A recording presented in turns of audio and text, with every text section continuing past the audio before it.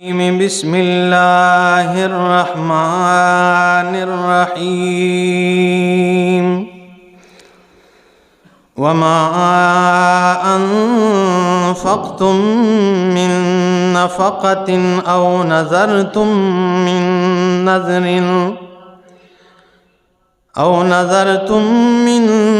نذر فإن اللہ يعلمه وما للظالمین من انصار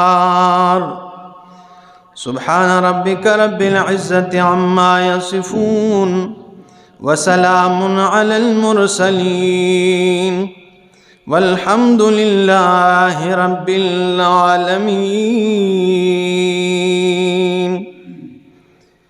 انتہائی معزز سامعین، سورہ بقرہ مضمون کے اعتبار سے 4 حصوں پر مشتمل، پہلا اثبات التوحید، دوسرا اثبات الرسالت، اور تیسرا حصہ جہاد فی سبیل اللہ، اور چوتھا حصہ انفاق فی سبیل اللہ۔ یہ رواں دواں ہے چوتھا حصہ۔ پہلے اللہ رب العزت نے انفاق کی طرف ترغیب دی، اور اس کے بعد توحید کا ایک دعویٰ ذکر کیا جس پر اللہ نے 11 دلائل ذکر کیا آیت الکرسی میں، اور اس کے بعد فرمایا قد تبین الرشد، ہدایت اور غی واضح ہو گئی ہے، گمراہی واضح ہو گئی ہے، اب ہدایت پر چلنا ہے تو یہ رحمان کے راستے پر چلنا ہے، اور رحمان تمہیں مغفرت کا اعلان کرتا ہے، اور شیطان کے راستے پہ چلو گے تو شیطان تمہیں گمراہ کرنے کا اس نے ارادہ کیا ہوا ہے، اور وہ تمہیں گمراہ کرتا ہے۔ تو یہ ساری چیزیں ذکر کرنے کے بعد پھر آخر میں ایک بات کی، فرمایا یؤتی الحکمت من یشاء ومن یؤت الحکمت فقد اوتی خیرا کثیرا۔ یہ حکمت اللہ رب العزت جسے چاہتا ہے دیتا ہے۔ اللہ کی راہ میں 2 معنی میں نے کیے تھے، اللہ کے راستے میں خرچ کرنے کی یہ جو سمجھ ہے اللہ جسے چاہے دے دیتا ہے، اور یا اس سے مراد قرآن کریم ہے، قرآن و سنت کا علم ہے۔ آج کے درس میں پھر انفاق کی طرف ترغیب دی، اور نام بتائیں کن کو دینا ہے۔ یہ جو ہم آپ کو بتاتے ہیں نا، یہ باتیں ہیں، ٹھیک ہے، کہ کن کو دو اور کن کو نہ دو۔ تو فرمایا وما انفقتم من نفقۃ، اور وہ جو تم خرچ کرتے ہو، من نفقۃ، خرچ کرنا اللہ کے راستے میں، او نذرتم من نذر، یا تم نذر و نیاز مانتے ہو۔ نظر ماننا، ٹھیک ہے، یہ جو لوگ نظر و نیاز مانتے ہیں یہ صرف کس کے نام کے ہونے چاہیے؟ اللہ کے نام۔ اللہ کے علاوہ کسی کے نظر و نیاز جائز نہیں ہے۔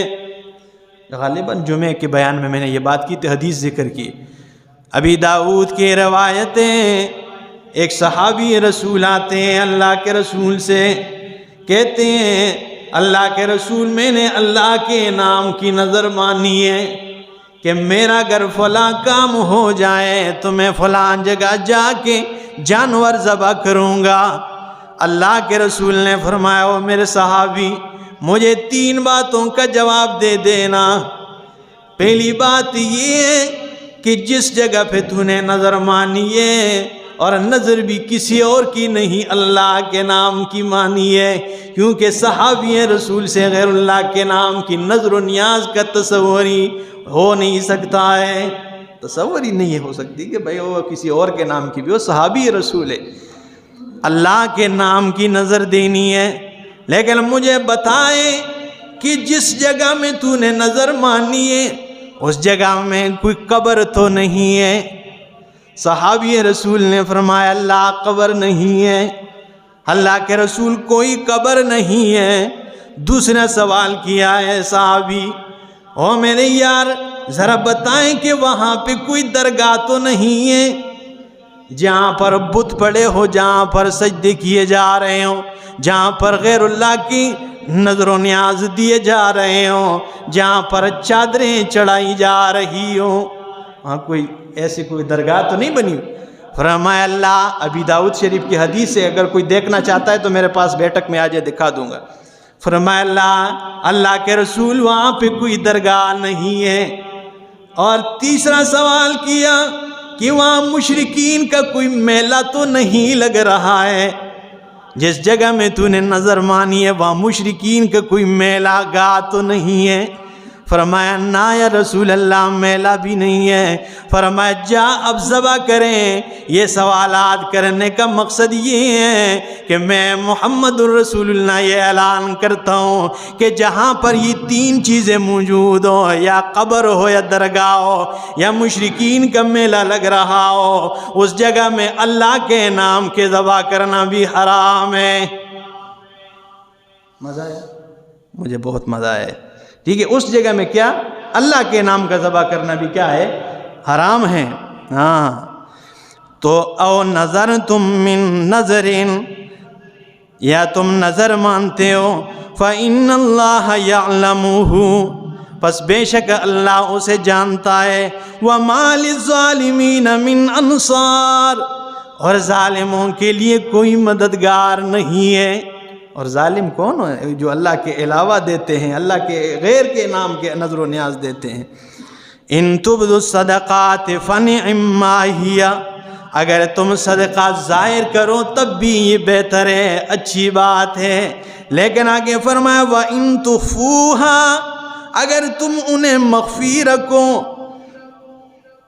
وَتُؤْتُوهَا الْفُقَرَاءَ، اور تم انہیں فقیروں کے حوالے کرو، فَهُوَ خَيْرٌ لَكُمْ، یہ تمہارے لیے بہت بہتر ہے۔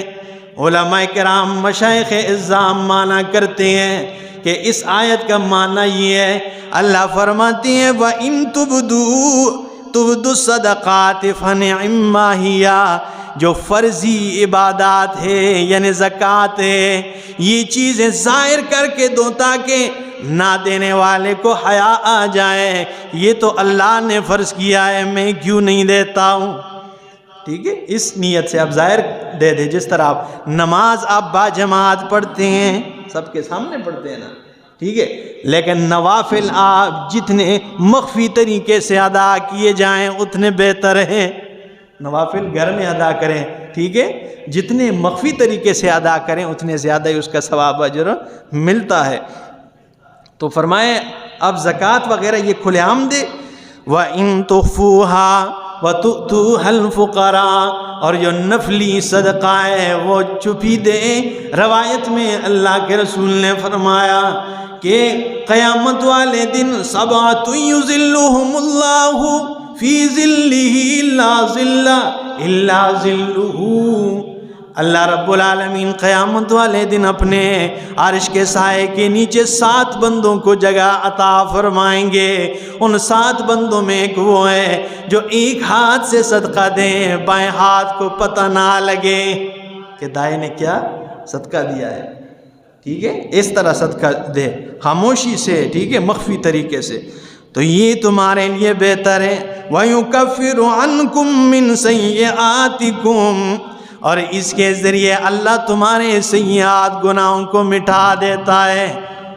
اور دوسرا معنی وَيُكَفِّرَ عَنْكُمْ، اور اس کے ذریعے اللہ رب العالمین دور کر دیتا ہے من سیئاتکم، تمہاری بلائیں، یعنی اس دنیا میں جو تمہیں مصیبتیں ملنی ہیں اللہ ان مصیبتوں کو ٹال دیتے ہیں۔ اور یہ سیئات کا معنی مصیبتیں میں، یہ سورہ اعراف 9واں پارہ ہے، آیت نمبر 68 میں فرمایا وَقَطَّعْنَاهُمْ فِي الْأَرْضِ أُمَمًا، اور ہم نے انہیں زمین میں جماعت جماعت میں تقسیم کر دیا، منہم الصالحون، ان میں صالحین بھی ہیں، ومنہم دون ذالک، اس کے علاوہ بھی ہیں۔ اور جو مقصودی بات میں کرنا چاہتا ہوں، فرمایا وَبَلَوْنَاهُمْ، ہم نے انہیں آزمایا بالحسنات والسیئات، حسنات کے ساتھ، والسیئات اچھائیاں دے کر بھی آزمایا ہے، اور والسیئات بلائیں مصیبتوں میں گرفتار کر کے بھی آزمایا ہے، ٹھیک ہے۔ تو اس کا معنی اس لیے میں نے کیا ہے کہ اللہ رب العالمین صدقہ دے، صدقے کے ذریعے گناہوں مصیبتوں کو، دنیاوی مصیبتوں کو ٹال دیتے ہیں۔ اور اس کی تائید، میرے اس معنی کی تائید حدیث بھی کرتا ہے، اللہ کے رسول نے فرمایا الصدقۃ رد البلاء، صدقہ تو بلاؤں کو ٹال دیتا ہے، ٹھیک ہے، بلائیں ختم ہو جاتی ہے، دنیاوی بلاؤں سے اللہ محفوظ رکھتا ہے۔ واللہ بما تعملون خبیر، اور اللہ جو تم اعمال کرتے ہو خبر رکھنے والا ہے۔ لیس علیک ہداہم، اور اے جامع فاروقیہ کے خطیب اور اے خطیب صاحب، اے مفسر صاحب، اے محدث صاحب، یہ جتنے بھی قرآن بیان کرنے والے ہیں، اللہ فرماتے ہیں لیس علیک ہداہم، تیرے اوپر ان کی ہدایت کی ذمہ داری نہیں ہے، تیرا کام سمجھانا ہے، تیرا کام بیان کرنا ہے، تیرا کام قرآن و سنت کی پرچار کرنی ہے، باقی انہیں سمجھ دینا یہ میں اللہ کا کام ہے۔ ٹھیک ہے، تیرا کام بیان کرنا ہے، اس میں تو کوتاہی نہ کرے، اس میں کسی چھوٹے بڑے استاد شاگرد کی پرواہ نہ کرے، باقی میرا کام ہے۔ تو فرمایا لیس علیک ہداہم ولکن اللہ یہدی من یشاء، میرے پیغمبر آپ کے ذمہ کیا ہے، اسے انہیں سمجھانا ہے، باقی اللہ جنہیں چاہے ہدایت دیتا ہے۔ وما تنفقوا من خیر، اور وہ جو تم خرچ کرتے ہو اچھی چیز، فلانفسکم، تمہارے جانوں کے لیے، وما تنفقون الا ابتغاء وجہ اللہ، اور وہ جو تم خرچ کرتے ہو، تم خرچ نہیں کرتے ہو الا ابتغاء وجہ اللہ، مگر اللہ کی رضا کے لیے خرچ کرتے ہو۔ اب علماء تو مانا کرتے ہیں عام کہ وما تنفقون الا ابتغاء وجہ اللہ، اور تم خرچ نہیں کرتے ہو الا ابتغاء وجہ اللہ، مگر اللہ کی رضا کے لیے۔ لیکن میرے شیخ مانا کرتے ہیں کہ یہاں یہ مان نافیہ ہے، لیکن مان نہیں کے معنی میں، یعنی اللہ فرماتے ہیں وما تنفقون، تم خرچ نہ کرو الا ابتغاء وجہ اللہ، اگر خرچ کرتے ہو تو اللہ کی رضا کے لیے کرو۔ ٹھیک ہے، خرچ نہ کرو، اگر کرتے ہو تو پھر کس کے لیے؟ اللہ کے لیے۔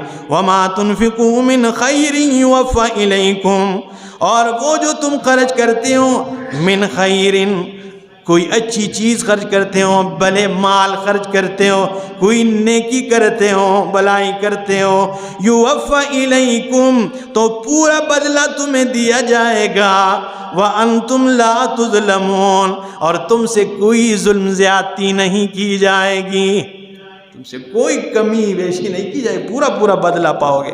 آگے بندے بتائیں، پھر آخری آیت ہے للفقراء الذین، کن کو صدقے کا مال دینا ہے، کن کو خیرات دینی ہے، للفقراء الذین، ان فقیروں کو دینا ہے، احصروا فی سبیل اللہ، جو اللہ کے راستے میں محصور ہو گئے ہیں، لا یستطیعون ضربا فی الارض، وہ زمین میں کام کاج کرنے کی طاقت نہیں رکھتے ہیں۔ اور امام راضی رحمہ اللہ مانا کرتے ہیں والمراد منہ طلبۃ العلم والمجاہدین الذین یقاتلون فی سبیل اللہ، اس سے مراد مدرسے کے طلباء کرام ہیں جو علم حاصل کرنے کے لیے اپنے گھر بار چھوڑ آئے ہیں، جو کوئی کام نہیں کر سکتے ہیں، بازار میں دکان بھی نہیں لگا سکتے ہیں، اور کسی سے بھیک بھی نہیں مانگتے ہیں، انہیں دیا کرو۔ والمجاہدین، اور اللہ کے راستے میں جہاد کرنے والے مجاہدین کو دیا کرو۔ ٹھیک ہے، یہ جو گلیوں میں پھرتے ہیں نا، انہیں دینے کی کوئی گنجائش نہیں ہے۔ جو آگے فرمایا اللہ نے صفت ذکر کی ہے، یحسبہم الجاہل، یہ تو ایسے اس قسم کے لوگ ہیں کہ یحسبہم الجاہل، نہ سمجھ آدمی گمان کرتا ہے، اغنیا، کہ یہ غنی ہے، مالدار ہے، کیونکہ وہ ٹیپ ٹاپ ایسی بنی ہوتی ہے نا، صاف ستھرے کپڑے، سفید ٹوپی سر پہ، واسکوٹ، وہ سمجھتا ہے کہ اس کے پاس بڑے پیسے ہوں گے، حالانکہ وہ بیچارہ من التعفف، اس کے نہ مانگنے کی وجہ سے، تعرفہم بسیماہم، لیکن ان کے چہروں سے پتہ چلتا ہے، جو ہوشیار آدمی ہوتا ہے وہ چہرے سے بھی پہچان لیتے ہیں کہ وہ مولانا صاحب آج کیا پریشانی پڑ چکی ہے، آج تو چہرہ بجھے لگتا ہے، وہ پوچھ لیتے ہیں، اکثر ایسے ہوتے ہیں لوگ، انہیں پتہ چل جاتا ہے آج کوئی نہ کوئی پریشانی ہے، کوئی ضرورت تو نہیں ہے، کوئی آپ کو چاہیے تو نہیں۔ لیکن نہ سمجھ لوگ کیا وہ سمجھتے ہیں ان کے پاس بہت ہے، لا یسألون الناس الحافا، وہ لوگوں سے چمٹ چمٹ کر مانگتے نہیں ہیں جس طرح یہ گلیوں میں مانگتے ہیں، چمٹ جاتے ہیں، دروازے کو چھوڑتے ہی نہیں ہیں، انہیں قطن دینے کی اجازت نہیں۔ وما تنفقوا من خیر، اور وہ جو تم خرچ کرتے ہو خیر میں سے، فإن اللہ بہ علیم، اللہ رب العالمین اسے جاننے والا ہے۔